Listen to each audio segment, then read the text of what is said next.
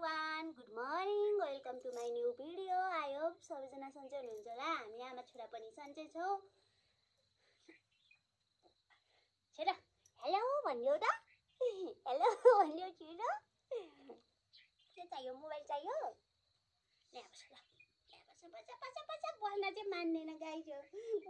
उड्न थाल्छ, बस्न मान्दैन। यस्तो हो यी, मरै पनि बस्न मान्दैन। म चाहिँ यसो सुताइदिने हो यसलाई चाहिँ।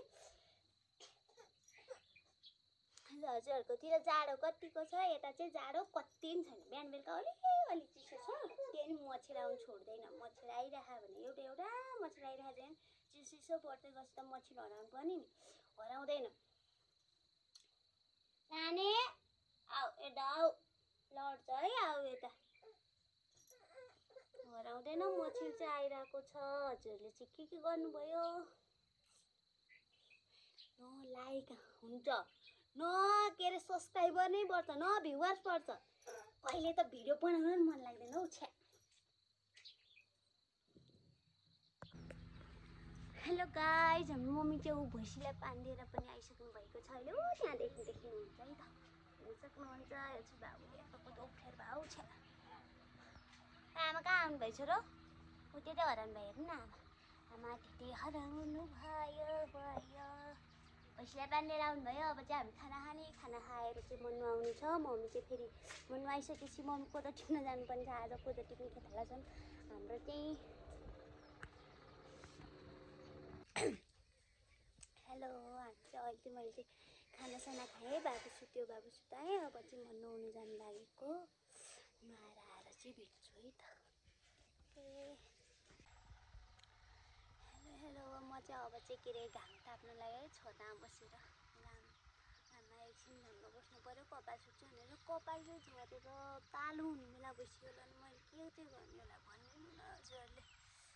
अब झर्दा कालो मात्रै होला जस्तो छ मेरो कपाल चाहिँ। भाँगिने यति झरझरो कपाल पनि लास्टै धेरै झर्छ।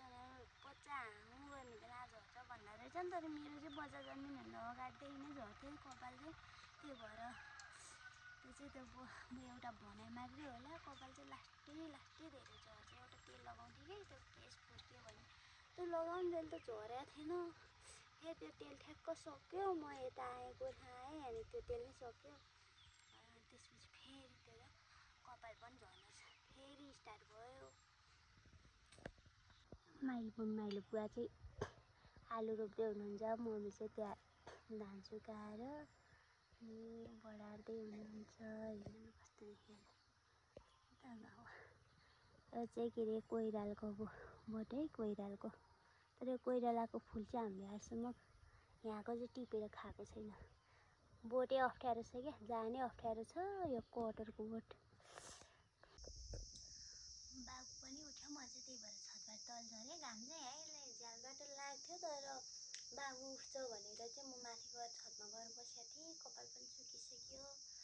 आजलाई चाहिँ यति नै। अब चाहिँ भोलि चाहिँ नयाँ मिनी भ्लग लिएर आउने छु।